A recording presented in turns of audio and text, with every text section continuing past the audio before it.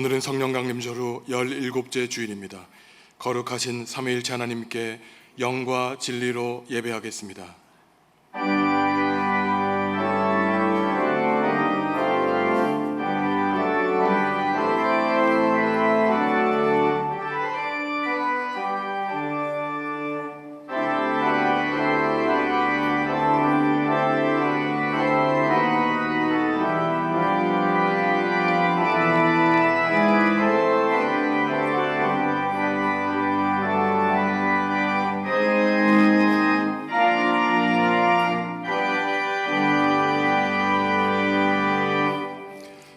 하나님, 목자가 양떼를 인도함 같이 지난 한 주 동안 우리의 생명을 지켜주시고 의롭고 형통한 길로 인도해 주시니 감사합니다.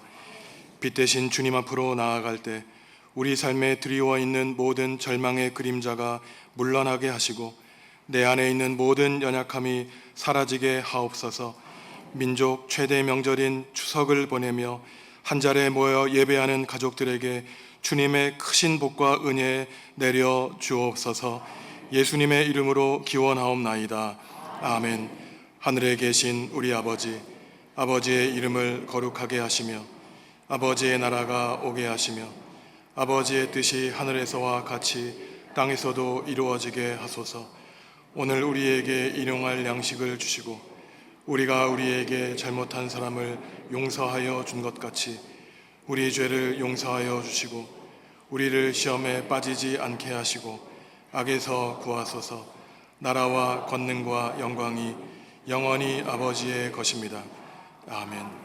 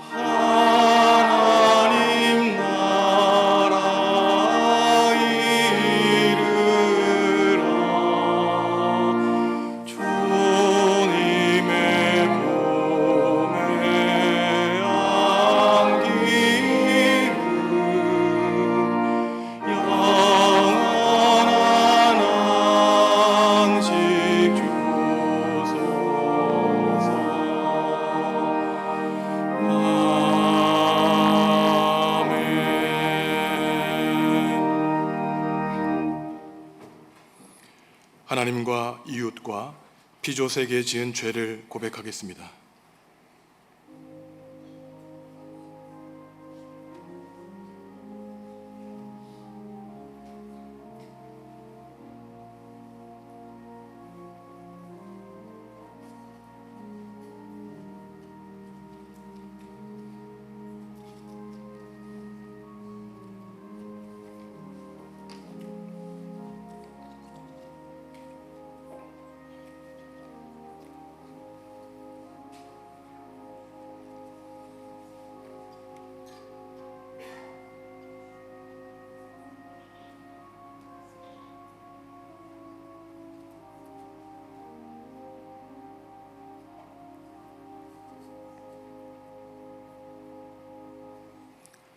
하나님이 우리에게 주시는 용서의 말씀입니다. 내 이름으로 일컫는 내 백성이 그들의 악한 길에서 떠나 스스로 낮추고 기도하여 내 얼굴을 찾으면 내가 하늘에서 듣고 그들의 죄를 사하고 그들의 땅을 고칠지라. 아멘. 나는 전능하신 아버지 하나님 천지의 창조주를 믿습니다. 나는 그의 유일하신 아들 우리 주 예수 그리스도를 믿습니다. 그는 성령으로 잉태되어 동정녀 마리아에게서 나시고 본디오 빌라도에게 고난을 받아 십자가에 못 박혀 죽으시고 장사된 지 사흘 만에 죽은 자 가운데서 다시 살아나셨으며 하늘에 오르시어 전능하신 아버지 하나님 우편에 앉아 계시다가 거기로부터 살아있는 자와 죽은 자를 심판하러 오십니다. 나는 성령을 믿으며 거룩한 공교회와 성도의 교제와 죄를 용서받는 것과 몸의 부활과 영생을 믿습니다. 아멘. 나는 포도나무요 너희는 가지라. 그가 내 안에 내가 그 안에 거하면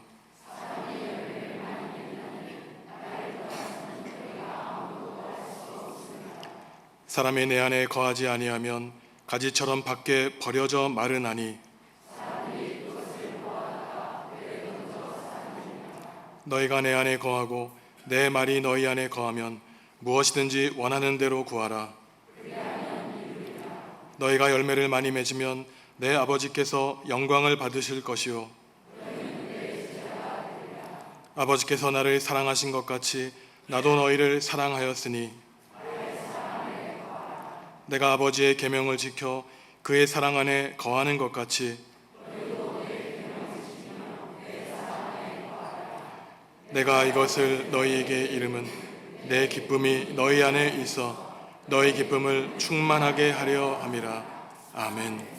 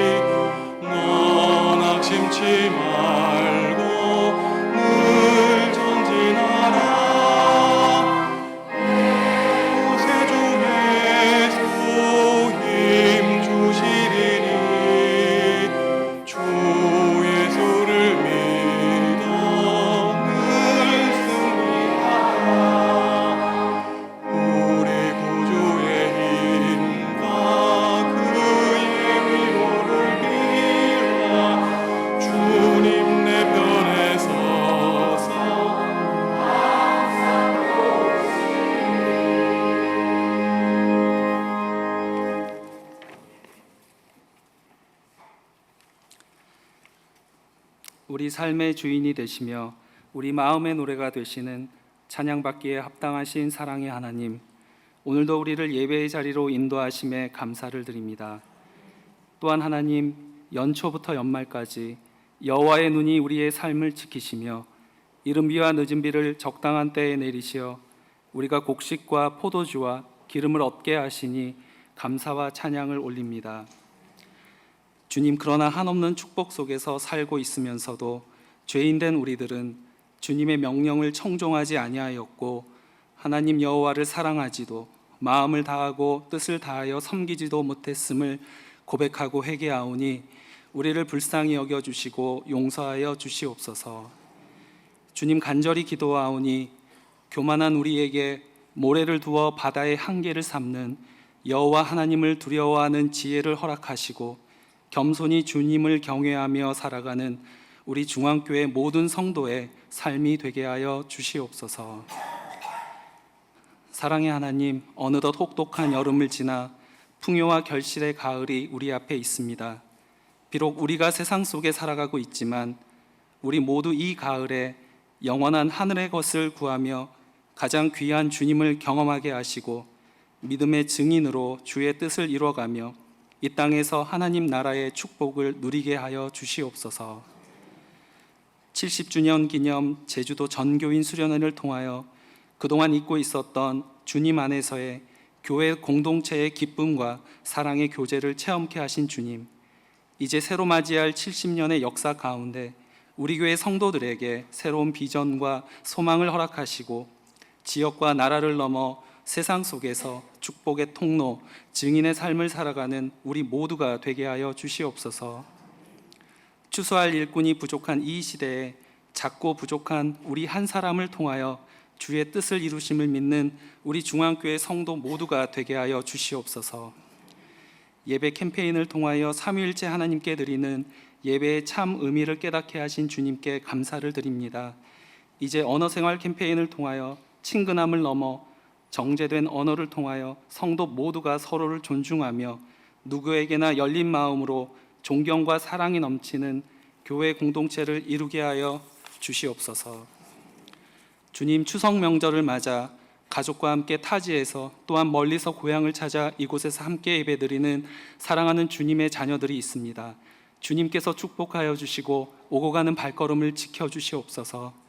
또한 이 시간 건강의 문제, 관계의 문제, 경제적 어려움, 믿지 않는 가족을 위한 소망, 자녀의 학업과 취업 등 많은 기도의 제목을 가지고 이 자리에 나온 주님의 사랑하는 자녀들이 있습니다. 이들을 위로하여 주시고 소원을 이루어 주시기를 원합니다. 고난받는 우리에게 필요한 하나님의 도우심을 구하오니 우리를 찾아오시어 고통 속에서 구원하시고 우리의 삶을 변화시켜 주시옵소서. 주님 말씀을 선포하시는 김선종 담임 목사님을 위하여 기도합니다. 나를 내려놓고 진실된 목회자로서의 삶을 이 땅에서 살아가는 것이 얼마나 어렵고 고통스러운 길인지 우리는 감히 다 알 수 없지만 성령으로 늘 충만케 하시고 영적으로 또한 육적으로 강건케 하여 주시옵소서. 또한 한 단어, 한 문장의 말씀을 선포하기 위하여 수많은 시간을 묵상하고 기도하며 온전히 하나님의 뜻만을 전하기 위하여 노력하시는 목사님의 설교 말씀을 통하여 거짓이 가득한 이 세상 속에서 우리 성도 모두가 하나님의 자녀답게 살아갈 바른 믿음과 새 힘을 얻게 하여 주시옵소서. 하나님, 호산나 성가대가 드리는 찬양을 이 시간 함께 예배드리는 중앙교회 성도 모두의 찬양으로 기뻐 받아 주시옵소서. 또한 보이지 않는 낮은 곳에서 여러 모양으로 예배를 위하여 헌신 봉사하는 많은 성도들의 수고를 기억하여 주시고 그때 그들의 이름을 기억하여 주시옵소서. 예배의 시종을 주님께 의탁드리오며 이 모든 말씀을 살아계셔서 우리의 이름을 부르시는 예수 그리스도의 이름으로 간절히 기도합니다. 아멘.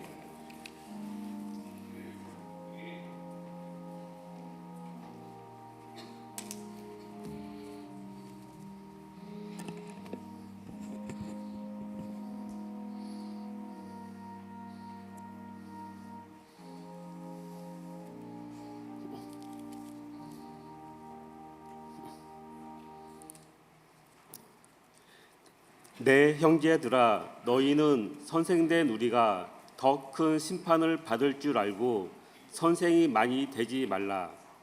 우리가 다 실수가 많으니 만일 말에 실수가 없는 자라면 곧 온전한 사람이라 능히 온 몸도 굴레 씌우리라.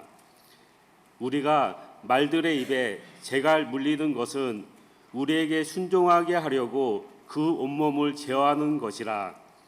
또 배를 보라. 그렇게 크고 광풍에 밀려가는 것들을 지극히 작은 키로서 사공의 뜻대로 운행하나니 이와 같이 혀도 작은 시체로되 큰 것을 자랑하도다.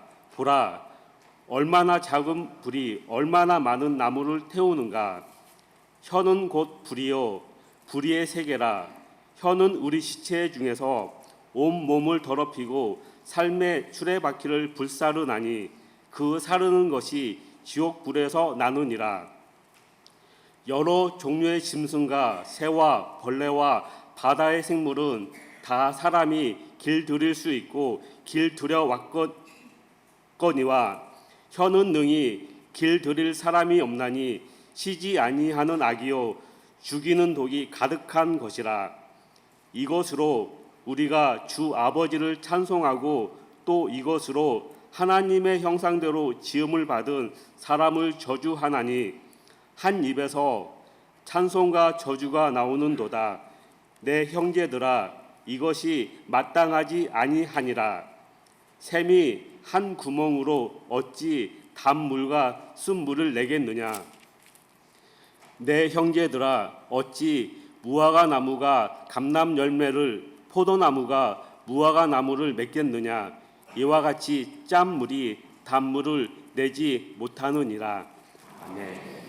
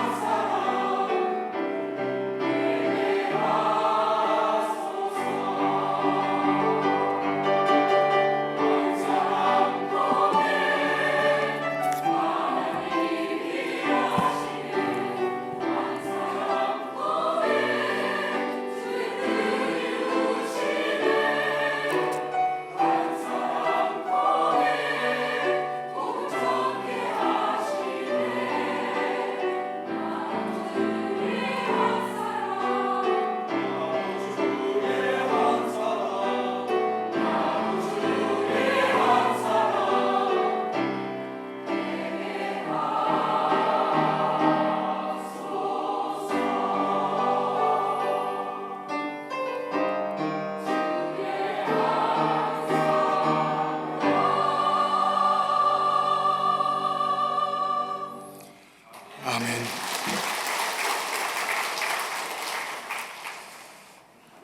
사람이 하는 말은 단지 사람 사이의 의사소통의 수단이 아니라 말하는 사람의 인격과 그 존재 자체를 드러냅니다. 아가 때에는 말할 수 없기 때문에 부모님에게 하고 싶은 뜻을 표정과 몸짓으로 드러내죠. 기분 좋을 때는 웃고 슬프고 무엇인가 필요할 때는 울음으로 나타냅니다. 그러다가 아가들이 자라서 말을 하기 시작해서 아빠, 엄마 한마디 부르면은 그 첫 마디 환희가 얼마나 큰지 우리들은 다 잘 기억하고 있습니다. 독일의 실존주의 철학자 하이데거는 언어는 존재의 집이라고 불렀습니다. 사람이 단지 말을 우리의 뜻을 전달하는 의사소통으로 사용하는 것 같지만 언어는 단지 사람의 수단이 아니라 인간의 존재와 의식을 결정하는 주체라는 것입니다. 사람이 어떠한 말을 사용하느냐에 따라 그 사람의 삶이 달라지는 것을 잘 알고 있죠. 말의 중요성은 철학과 종교에서도 마찬가지로 드러나는데 동양 철학자 노자는 도덕경이라는 책의 첫 구절에서 진리는 말로 할 수 없으며 그 말로 전해진 도는 참된 도가 아니라고 말했습니다. 결국 인간 우주의 진리는 제한된 언어로 표현될 수 없다는 것을 말하는 것이죠. 그렇다면 기독교는 과연 인간이 행하는 말에 대해서 어떠한 입장을 가지고 있을까요? 성경은 사람의 말에 대해서 여러 가지 입장을 보여주고 있습니다. 먼저 구약시대 오래된 믿음의 선진들의 지혜를 담고 있는 이 잠언은 지혜로운 사람은 말을 적게 하지만 어리석은 사람은 참 말을 많이 한다고 말합니다. 그런데 여기서 말을 많이 하고 적게 하는 것은 단지 말의 양을 뜻하는 것이 아니라 적절한 환경에서 꼭 필요한 말을 하는 것을 말하는 것이죠. 교회는 참 다른 어느 것보다 말이 많은 곳입니다. 이것은 꼭 나쁜 의미에서 말이 많다는 것이 아니라 반드시 사람이 행하는 말과 언어로 교회가 세워지는 것을 뜻하는 것이죠. 기독교는 신앙 고백의 말로 믿음의 본질을 규정합니다.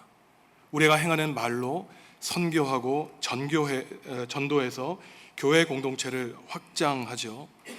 또한 말로 수행하는 신앙 교육을 통해서 후세대들에게 예수 그리스도의 진리를 가르쳐 줍니다.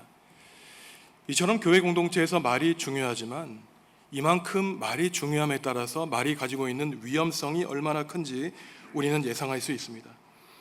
신약 성경에서 말이 가지고 있는 중요성과 그 위험성을 가장 자세하게 말하고 있는 책이 5장에 걸쳐 있는 야고보서인데 말에 가지고 있는 이 문제를 본격적으로 다루고 있는 분명한 이유가 있습니다. 예수님이 돌아가신 지 수세기가 흐르면서 교회 안에는 세속주의, 세속의 철학과 가르침이 들어오게 되었죠. 화려한 말을 통해 사람들을 미혹하는 사람들이 교회 공동체를 어지럽혔습니다. 그런데 교회가 닥친 위험은 단지 세속주의의 위험뿐만 아니라 혼란스러운 신학의 문제였기도 했죠. 예수님의 제자 가운데 가장 대표적인 제자였던 바울이 말하기를 우리가 의롭게 칭하게 되는 것은 믿음으로 말미암는 것이고 예수 그리스도를 믿음으로 말미암아 우리는 구원을 얻는다고 하는 이신칭의의 교리를 가르쳤습니다. 그런데 바울의 제자들 가운데에는 그 율법주의와 싸웠던 바울 선생의 가르침을 이해하지 못하고 믿음만 있으면 우리가 구원을 받는구나, 행하지 않아도 상관이 없구나, 이러한 바울의 가르침을 잘못 오해한 사람들이 있었습니다. 그러니 야고보가 말하기를 하나님의 가르침은 이것이 아닌데 바울 사도도 믿음의 고백 이후에 성령님의 열매를 맺으라 그랬는데 그러면서 야고보가 말했던 중요한 사상이 행함 없는 믿음은 가짜 믿음이라는 것이었죠. 그러니 믿음과 행함은 같은 것이고 결국은 야고보가 우리에게 질문하는 것은 무엇이 참된 교회이고 그 교회를 구성하고 있는 그리스도인들의 말과 행실을 어떠해야 되는가 우리에게 답변하는 것을 골자로 합니다. 야고보서 전체는 믿음과 행함이 특별히 그리스도인의 삶과 언어 생활에 관련되어 있는 문제를 다루고 있는데 사실 야고보서 5장 이 짧은 책은 하나의 주제로 논리적으로 일관하고 있습니다. 1장에서는 말의 재갈을 문제는 문제, 2장에서는 행함이 없는 그리스도인의 문제, 3장에서는 지혜롭지 못한 어리석은 말을 하는 사람들의 문제, 4장에서는 이처럼 잘못된 말로 인해서 교회 공동체와 주변 이웃 사람들에게 어려움을 끼치는 그리스도인들의 잘못된 모습을 다루고 있는데 결국은 모든 사람과 교회의 문제가 사람이 행하는 말에서부터 비롯하고 있다고 야고보는 가르치고 있습니다. 이것은 오히려 행동보다 말하는 것에 관대하게 여겼던 당시 그리스도인들의 문제를 세태를 지적하는 것이죠. 제가 성도 여러분들에게 한 가지 질문을 해보겠습니다. 우리가 교회에서 직분을 맡은 사람으로 세상에서 나아가 살아갈 때 혹시 행동하는 것과 말하는 것 가운데 무엇이 더 어렵고 힘들까요? 아마도 우리는 목사, 장로, 권사, 집사라는 이름을 가지고 세상에 나아갈 때 아무래도 사람들의 눈치가 있는 바라 조심스럽게 행동할 수밖에 없습니다. 그러니 신앙생활을 깊이하면 깊이할수록 어렸을 때 학창시절에서 사귀었던 친구들의 삶과 멀어질 수밖에 없는 것이 당연한 이치이죠. 하지만 이상하게도 믿음 생활을 오래 하고 직분을 맡으면 맡을수록 말에서는 실수를 하는 경우가 있습니다. 마치 교인들 가운데에는 교회의 직분을 세상의 계급장처럼 이해를 해서 직분에 높고 낮음이 없는데 높은 직분을 맡은 사람은 당연히 이러저러한 말을 할 수 있다고 착각하고 살아가는 사람들이 있는 것이죠. 말하고 책임지지 않아서 교회 공동체에 문제를 일으켰던 사람들이 있는데 이것은 2000년 전 야고보 당시의 교회도 마찬가지입니다.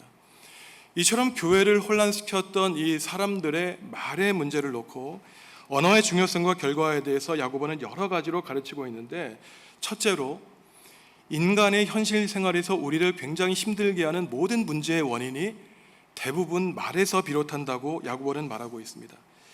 야고보가 염두에 두고 있는 이 관계의 파괴에는 대부분 경솔하고 신중하지 않게 행하는 말, 부적절한 언어 생활이 있는 것이죠. 여러분 한번 생각해 보시죠. 우리가 일으키고 다른 사람들에게 상처를 받았던 말에는 어떠한 종류의 말이 있습니까? 잘못된 언어 생활에는 소문을 내는 말, 다른 사람을 뒤에서 험담하는 말, 스스로를 높이고 자랑하는 말, 다른 사람의 약함을 조롱하는 말, 과장하고 어려움을 극대화하고 불평하고 불만하며 아부하고 거짓말하고 다른 사람이 가지고 있는 비밀을 간직해 주지 않고 여러 사람들에게 폭로하는 이러한 말들이 바로 교회 공동체를 힘들게 하는 말입니다. 이상하게도 다른 사람을 칭찬하고 축복하는 것보다 두세 사람 모여서 다른 사람을 험담하는 것이 얼마나 재미있고 스트레스가 풀리는지 참으로 안타까운 일인 것이죠. 제가 몇 주 전에 서울에 올라가서 회의를 하고 돌아온 적이 있습니다. 일정을 마치고 서울 가장 중심부에 있는 명동에 있는 오래된 식당에 가서 밥을 먹는데 그 식사하는 1시간 내내 마음이 불편해서 체하는 것 같아서 빨리 숟가락을 들고 젓가락 내려놓고 나간 적이 있습니다. 제 바로 대각선의 뒷자리에 서울의 아마 큰 교회의 권사님들이었던 것 같아요. 보니까 60대 초반의 권사님들이 이야기를 하는데 식사 처음부터 끝까지 교회 욕을 하는 것이었습니다. 그분들이 했던 구체적인 말은 이런 것이었어요. 요즘 그분들의 표현입니다. 요즘 부목사들과 사모들이 너무 어려서 본인들끼리만 끼리끼리 어울리고 교인들에게 예의 없이 인사도 하지 않는다는 것이에요. 교역자 욕을 한 다음에 그 다음에는 또 후배 권사님들을 욕하는 겁니다. 요즘 권사들은 교육을 제대로 받지 않아서 예전 우리처럼 헌신하고 봉사하지 않는다는 것이에요. 제가 너무너무 불편해서 고개를 좀 이렇게 뒤를 몇 번 돌아보았습니다. 주변 사람이 있다는 것을 알려주기 위한 것이었죠. 근데 그분들이 아랑곳하지 않고 큰 소리로 교회 욕을 하는 것이었어요. 얼마나 마음이 아팠는지 모릅니다. 만약에 반대로 그분들의 말이 이러했으면 어떠했을까? 요즘 부목사님들과 사모님들이 참 힘들 때 교역자로 부름받아서 우리가 기도해야 되겠다. 요즘 젊은 권사님들이 살아가는 것도 힘든데 교회를 위해서 봉사하는 것이 어려우니 우리가 격려하고 위로해야 되겠다. 이런 말을 했으면은 참 그분들이 존경스럽고 얼마나 그 교회가 어떠한 교회인지 제가 물어보았을 것이에요. 식사를 마치고 일어나서 그분들의 행세를 살펴보았습니다. 옷은 너무나 존귀해 보였고 참으로 돈은 많은 분들 같았어요. 내 인상이 죄송하지만 얼마나 더러운지, 우리 교회에 그런 분들이 있다면 참 제가 목회하기가 어렵겠다는 생각을 하게 되었습니다. 이처럼 다른 사람들을 비난하고 욕하며 험담하는 것은 오늘날 우리의 이웃과 가정과 교회에서 벌어지는 일뿐만 아니라 2000년 전 야고보 시대에도 있었던 일이고 아마도 이 땅이 존재하는 그날까지 이러한 일들은 안타깝게도 벌어지게 될 것입니다. 야고보가 말하는 것은 이처럼 아름답지 않은 말, 다른 사람을 비난하는 이러한 것은 다른 것이 아니라 그 사람의 어리석음에서 비롯하는 것이라고 말하고 있어요.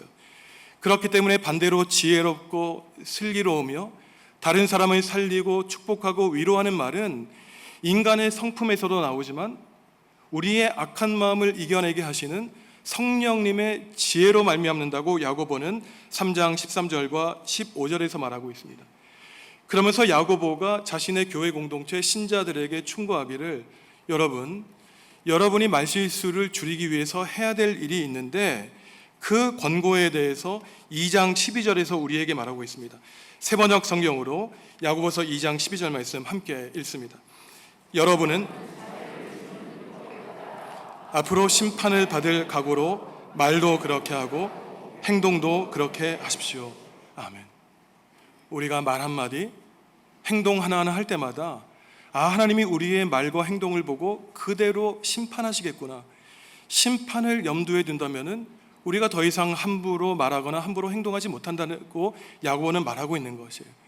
근데 이것은 야고보의 개인적인 주장이 아니었습니다. 사실 야고보의 선생님이었던 예수님이 우리에게 이미 말씀하셨는데, 마태복음 5장 22절에서 예수님이 말씀하시기를 성도된 자들이 이웃에게 라가, 이 뜻은 바보, 얼간이, 천치라는 뜻이에요. 저런 바보, 미련한 놈이라고 욕을 하게 되면은 그 결과는 지옥에 가게 될 것이라고 예수님은 경고해 주셨습니다. 그러니 우리의 말의 무게에 따라 우리의 인격이 드러나며 우리 인생의 마지막 종착점이 결정이 나게 된다는 것이죠. 야고보가 이처럼 언어 생활의 중요성에 대해서 말한다면, 둘째로 우리가 생각해야 되는 것은 언어 생활의 문제는 단지 허공으로 날아가는 말에서 끝나는 것이 아니라 우리가 행동하는 이 말에 따라서 우리의 행동을 유발하기 때문에 이 말을 조심해야 된다는 것이에요. 남을 깎아내리고 함부로 다른 사람을 말하는 그 마음속에는 내가 저 사람보다 사회적인 지위가 높고 지식이 많으며 우월한 모습을 가지고 있다는 이 교만한 곳에서 반말하고 함부로 나오는 태도가 결정된다는 것입니다. 말을 함부로 하는 것, 그러니 그 사람의 사회적인 지위를 드러낼지 모르지만 다른 사람이 볼 때에는 참으로 빈약한 인생을 스스로 폭로하게 되는 것이죠. 야고보가 말하기를 이처럼 잘못된 언어 생활을 하는 것은 잘못된 신앙 교육에서 비롯하는데, 믿음으로 말미암아 의롭게 되고 이미 구원받았다는 착각 때문에 나는 아무 말이나 해도 문제가 되지 않는다는 잘못된 예수님에 대한 신앙이 도리어 사람을 파멸로 이끈다고 야고보는 경고하고 있습니다. 마치 이러한 사람들이 함부로 말하게 되는 것은 교회 공동체 안에 분명한 위계 질서가 있다고 착각하기 때문인 것이에요. 야고보는 우리가 읽은 첫 구절에서 무엇이라고 말합니까? 선생이 되지 말라고 말하고 있습니다. 근데 이것은 문자적으로 남을 가르치는 직업적인 교사가 되지 말라는 가르침이 아니에요. 우리말 선생으로 번역된 원어에는 랍비라고 하는 말인데, 이 랍비라고 하는 말은 나의 선생님, 나의 주인님, 나보다 크신 분이라는 뜻을 가지고 있습니다. 그러니 사람들이 이 랍비에게 와서 존경합니다, 사랑합니다, 너의 선생님, 나의 주님이라고 말을 하게 되면은 우쭐해지게 된다는 것이에요.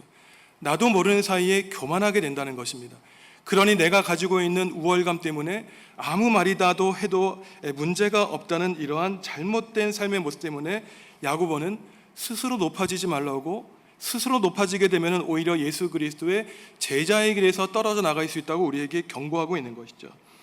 선생이 되지 말라는 야고보의 가르침을 오늘날 우리 교회 공동체에 적용하면은 직분에 대한 바른 이해를 가지라고 우리는 적용할 수 있습니다. 우리는 목사, 장로, 집사, 권사의 직분을 당연히 하나님 나라와 교회를 위해서 섬기는 직분으로 하나님이 세워주셨지만, 일부 잘못된 생각과 교육을 받은 사람들은 마치 이러한 나누어진 직분이 높낮이의 계급을 나타내는 것으로 잘못 생각하고 있는 것이에요. 이러한 직분은 수평적이고 다만 그 직분이 행하는 일이 다를 뿐입니다. 어떠한 분들은 기왕 신앙생활하는 것, 장로가 되면 좋지, 권사가 되면 좋지, 이러한 말씀을 하시는 분들이 있는데, 이것은 완전히 예수님의 가르침과 반대되는 길이에요. 이러한 생각을 가지고 신앙생활을 하는 분들 때문에 교회 공동체가 어려워지는 것입니다. 제가 그래서 올해 우리 항존 직분자로 임직한 분들에게 넉 달 동안의 교육을 통해서 첫 번째로 드린 부탁의 말씀이, 여러분들이 장로, 권사, 집사로 임직하게 된 것이 정말로 하나님의 복인지 모르겠습니다. 이러한 말씀을 드렸어요. 왜냐하면 직분을 맡게 되면서 교회 일에 깊이 관여하게 되고 교회 행정에 참여하게 되면서 목사와의 관계가 어려워지기 때문인 것입니다. 오히려 순수한 마음으로 하나님을 섬기는 데서 직분을 이해하지 못한 자들은 오히려 그 믿음을 잃어가게 될 위험이 있는 것이고, 바로 선생이 되지 말라는 야고보의 가르침은 이러한 교회 안에서 하나님께 집중하여 예배하기보다 인간적인 계급 의식으로 잘못된 길을 하나님을 떨어져 가는 사람들을 향해서 경고하는 것입니다. 그러니 우리가 말을 소중하게 여기고 상대방을 존귀하게 여겨야 되는 것은 나의 랍비, 나의 선생님은 오직 주님 한 분밖에 없다는 사실을 우리의 신앙으로 고백하는 것이죠. 그러니 야고보가 마지막으로 우리에게 가르치는 것은 이처럼 습관화된 말버릇이 너무나 고치기 어렵기 때문에 혀를 통제해야 될 것을 비유적으로 여러 가지로 설명하고 있습니다. 오늘 야고보가 무엇이라고 말하고 있습니까? 작은 담배꽁초 하나가 이 내장선 전체를 태울 수 있듯이 우리 입속에 가려져 있는 이 작은 지차인 이 혀 하나 때문에 우리의 온 몸이 불탈 수 있다고 경계하고 있는 것이에요. 말 한마디 때문에 이 추석 명절에 가족이 아픔을 당할 수 있고, 말 한마디의 상처 때문에 교회 공동체가 찢겨져 나가는 아픔을 겪을 수 있다는 것입니다. 또 야고보가 무엇이라고 말합니까? 온갖 종류의 들짐승은 사람의 노력으로 길들일 수 있어도 사람의 혀는 참으로 길들이기가 어렵다고 야고보는 말하고 있는 것이죠. 지혜로운 말, 다른 사람을 살리는 말, 상황에 적절한 말을 하기 위해서는 그만큼 혀에 재갈을 물리고 말을 줄이고 우리가 뼈를 깎는 노력이 필요하다고 야고보는 말하고 있습니다. 야고보는 또한 특별히 그리스도인들이 혀에 대해서 가지고 있는 문제를 말하고 있는데, 어떻게 하나님을 찬양하는 거룩한 하나의 입으로 다른 사람을 욕하고 비난하는 저주의 수단으로 사용할 수 있느냐, 야고보는 우리에게 말하고 있는 것이에요. 하나의 샘물이 있는데 어떻게 그 같은 샘물에서 단물과 쓴물이 나올 수 있냐고 야고보는 말할 수 있는 것입니다. 성도 여러분, 우리의 입은 하나예요. 여러분, 우리의 입을 하나님을 찬양하는 거룩한 아름다운 도구로 사용하시겠습니까? 교회 공동체, 가족 공동체를 파괴하는 사탄의 도구로 우리의 거룩한 입술을 사용하시겠습니까? 야고보는 이처럼 우리의 혀를 제어하기 위해서는 우리의 말 한마디에 따라서 우리가 하나님께 심판받을 것을 생각하라고 말했다면, 둘째 방법을 말하고 있는데 1장 19절에서 21절 말씀 다시 한번 읽어보겠습니다. 내 사랑하는 형제들아, 너희가 알지니 사람마다 듣기는 속히하고 말하기는 더디하며 성내기도 더디하라. 사람이 성내는 것이 하나님의 의를 이루지 못함이라. 그러므로 모든 더러운 것과 넘치는 악을 내버리고 너희 영혼을 능히 구원할 바 마음에 심어진 말씀을 온유함으로 받으라. 아멘. 우리가 가지고 있는 두 귀로 듣기는 빨리 들으라는 것이에요. 하지만 하나밖에 없는 이 입으로는 말을 천천히 하라는 것입니다. 말을 천천히 하라는 것은 답답하게 느리게 하라는 것이 아니라 우리가 해야 될 말의 양을 줄이고, 말하기 전에 심사숙고해서 내가 이러한 말을 했을 때 상대방이 어떻게 느끼고 어떻게 받아들이며 그 공동체에 어떠한 영향을 끼칠지 심각하게 생각하고 말하라는 것이죠. 말을 줄이면 그만큼 생각하고 말하기 때문에 말 실수할 비율이 떨어지는 것입니다. 말을 적게 하되 선한 말을 하라고 잠언의 지혜자는 우리에게 말을 하고 있는 것입니다. 오늘 설교의 제목은 말실수하지 않는 사람이에요. 오늘 야고보가 말하기를 말실수를 하지 않는 사람은 온전하고 완전한 사람이라고 평가하고 있습니다. 성도 여러분, 과연 이 세상에 온전하고 완전한 사람이 있습니까? 그렇지 않습니다. 이 세상에 온전하고 완전한 사람이 없다는 말은 우리 가운데 어느 누구도 말실수하지 않는 사람은 없다는 것이에요. 그러니 야고보가 우리에게 말하는 것은 일생을 살아가면서 단 한 번도 말실수를 하지 말라는 말이 아니라 예수 그리스도의 장성한 분량에 이르기까지 우리가 성장하기 위해서는 어제 어리석었던 어린 아이의 말을 버리고 이제 성숙한 그리스도인들로서 오늘 내일 믿음의 시간이 흘러가면 흘러갈수록 우리의 입에서 거룩한 말을 하고 하나님을 찬양하며 하나님께 기도하듯이 우리의 이웃에게 말을 하고 말실수를 조금씩 줄여나가라고 야고보는 우리에게 말을 하고 있는 것입니다. 우리는 무더운 여름을 지나고 이제 추수하는 기도하는 계절 가을을 맞이하고 있습니다. 가족이 한자리에 모여서 행복하게 시간을 보내는 추석 연휴를 보내고 있죠. 성도 여러분, 이 행복한 시간을 보내면서 가족들에게 사랑한다는 말, 축복한다는 말 한마디를 하시면 참 좋겠습니다. 교우들을 환한 얼굴로 맞이하고 격려와 위로의 말을 하시기 바랍니다. 우리가 교인들, 후배들을 욕하고 비난할 때 나는 마치 그러할 만한 힘이 있는 것 같아 그러한 말을 하는지는 모르지만 다른 사람들이 볼 때에는 참으로 안타깝고 저분을 불쌍히 여긴다는 사실을 기억하시고 늘 축복의 말을 하셨으면 좋겠어요. 가게에 들어가 종업원들을 만날 때, 길거리에 우리나라에 와서 돈 한 푼 벌려고 애쓰는 외국인들을 만나실 때 피부색으로 그들을 판단하지 마시고 우리의 훌륭한 인격으로 그들을 주님 대하듯이 하나님의 형상을 받은 자들로서 대할 때 그것이 바로 하나님의 형상을 드러내는 일이고 우리 자신이 예수 그리스도의 제자라는 것을 증명하는 행위가 될 것입니다. 성도 여러분들, 우리에게 남아있는 날들이 얼마인지 모릅니다. 저와 여러분들에게 남아있는 날 동안 우리의 이 하나밖에 없는 입, 오직 하나님을 찬양하고 하나님께 기도하며 하나님의 말씀을 소리내어 읽는 데 사용하시기 바랍니다. 반대로 이웃과 가정과 교회에 험담을 해서 사탄이 바라는 일, 그래 내가 저 사람을 꼽길 바랬어, 저 사람을 통해 하나님 나라를 무너뜨리겠다는 사탄의 도구에 농락당하지 않고 우리의 입을 오직 하나님 나라를 위해서, 교회를 위해서 사용하시는 복된 우리 정읍중앙교회 성숙한 성도 여러분들이 되시기를 주님의 이름으로 간절히 기원합니다. 하나님, 말실수하지 않는 사람이 완전한 사람이라고 말씀한 야고보의 가르침을 따라 예수 그리스도의 장성한 분량에 이르기까지 성장하기로 다짐합니다. 하나님께 거룩하게 기도하듯이 가족과 이웃에게 말하며 살 수 있도록 성령님 우리의 입술을 주장하여 주시고 우리의 혀를 채워하여 주시옵소서. 인격이 무르익는 가을을 보내며 말씀을 깊이 묵상하고 하나님과 기도로 사귀는 성도 되기를 원하오니 주님, 우리를 주님의 선한 길로 친히 인도하여 주시고 동행하여 주옵소서. 예수님의 이름으로 기도합니다.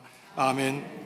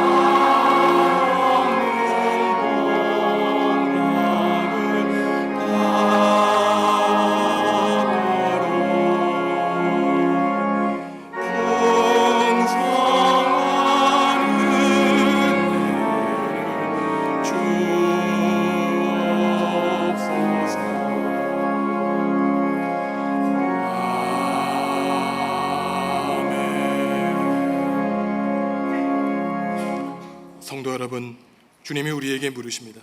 내가 누구를 보낼까? 누가 우리를 대신하여 갈 것인가?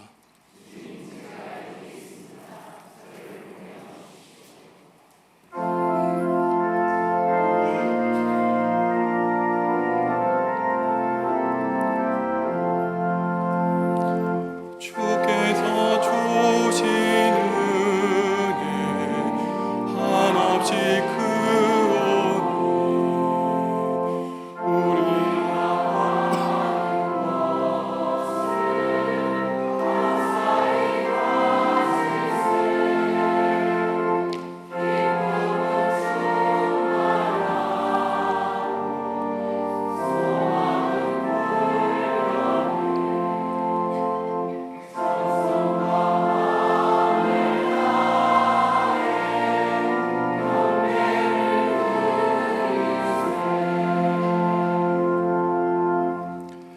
하나님, 죄와 허물로 죽을 수밖에 없는 우리를 자녀 삼아 주시고 오늘 거룩한 주님의 날 주님을 찬양하고 경배하며 예배하게 하시니 감사합니다. 오늘 가르침을 통하여 말씀하신 예수님을 쫓아 거룩하고 아름다운 말을 하는 존귀한 백성으로 살겠다고 다짐하오니 우리의 연약한 마음을 성령님의 강하신 두 손으로 붙들어 주시옵소서. 믿음의 열매를 맺는 가을을 기다리며 교회가 계획한 일을 준비하며 기도하며 진행해 나갈 때 주님 인도하여 주시고 이루어 주시옵소서. 소그룹 신앙훈련을 통하여 우리의 믿음이 성숙해지고 하나님의 뜻을 바르게 분별하여 알며 주님께 더욱더 가까이 나아가길 원하오니 우리의 마음을 성령님께 일치되도록 이끌어 주시옵소서. 흙과 먼지로 이루어져 언제라도 깨질 수밖에 없는 연약한 인생이 안고 있는 모든 문제를 주님이 아십니다. 내가 안고 있는 문제를 알면서도 해결하지 못할 때, 내 자신도 알지 못하고 고치지 못하는 문제를 안고 살아갈 때 주님, 우리를 불쌍히 여겨주시고 고쳐 주시옵소서. 회복시켜 주시옵소서.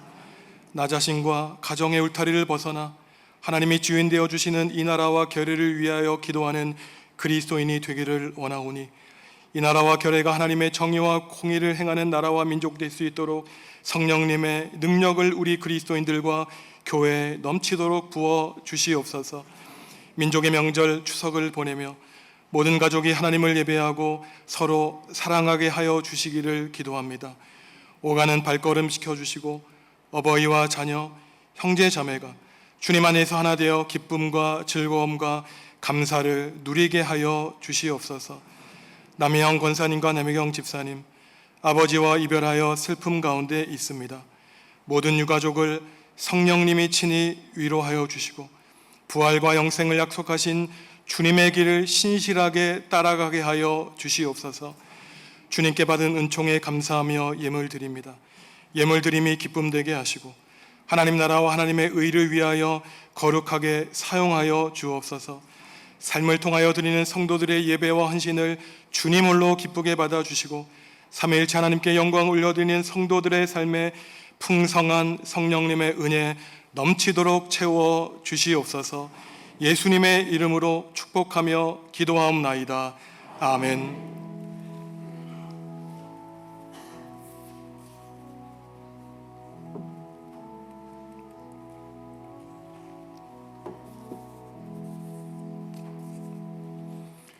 주님의 평화가 성도 여러분과 함께 하시기를 바랍니다.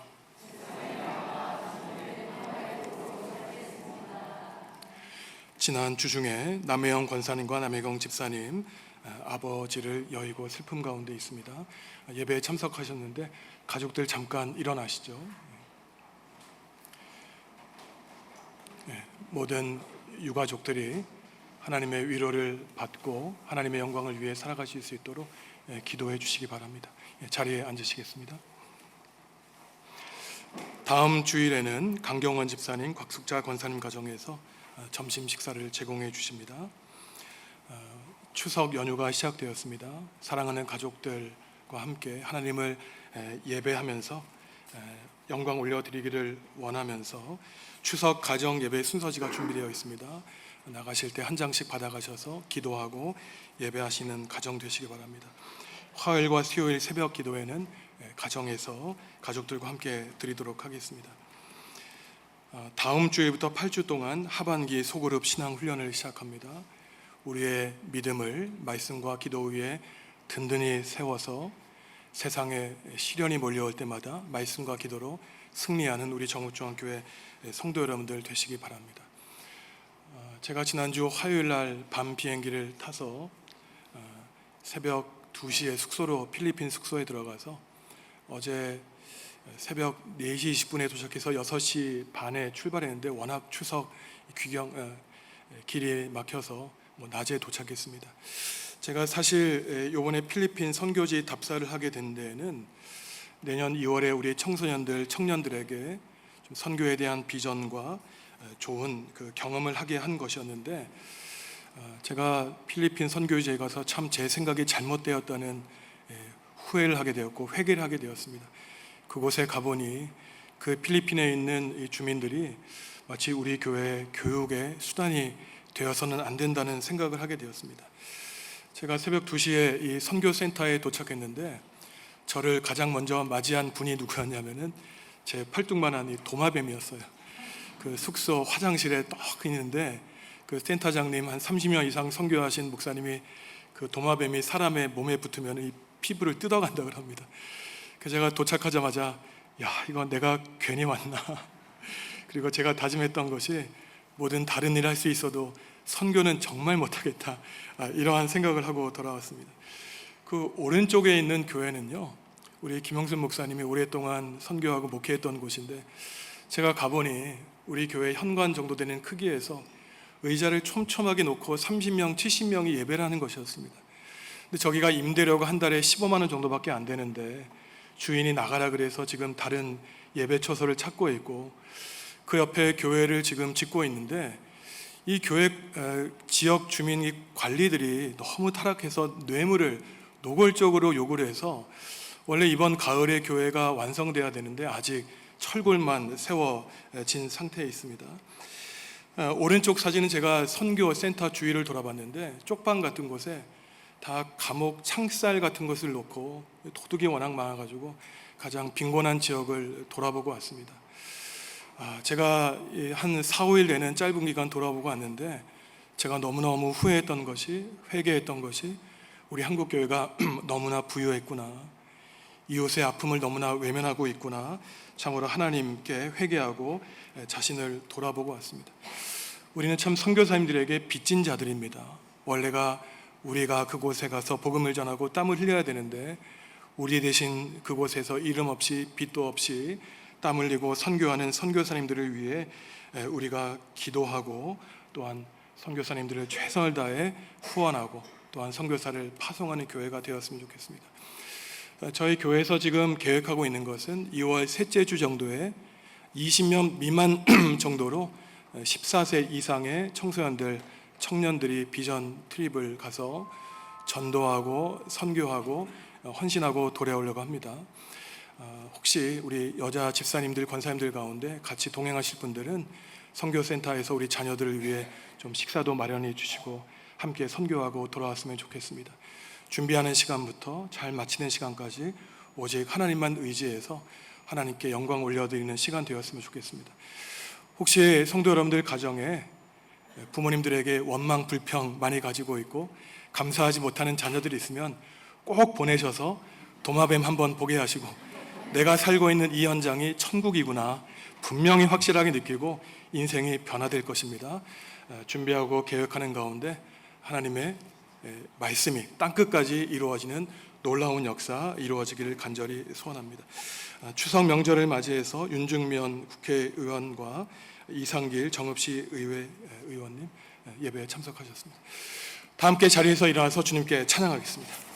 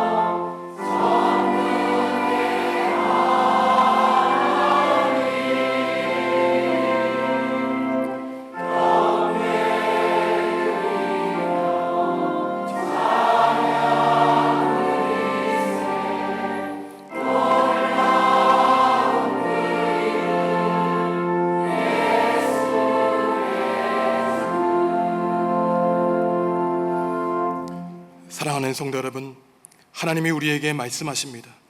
예수님은 태초에 말씀으로 존재하셨습니다. 하루하루 살아갈 때 하나님께 기도하듯 사람에게 말하며 살아가시기 바랍니다.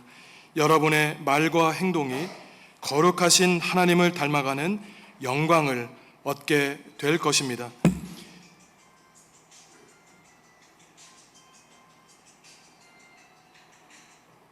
이제는 예수님의 은혜와 하나님의 사랑과 성령님의 사귐이 말씀이신 예수님의 길을 따라 거룩한 말과 행실로 삼위일체 하나님께 영광 올리며 살기로 다짐하는 성도들에게 지금부터 영원히 함께 하시기를 간절히 축원하옵나이다. 아멘.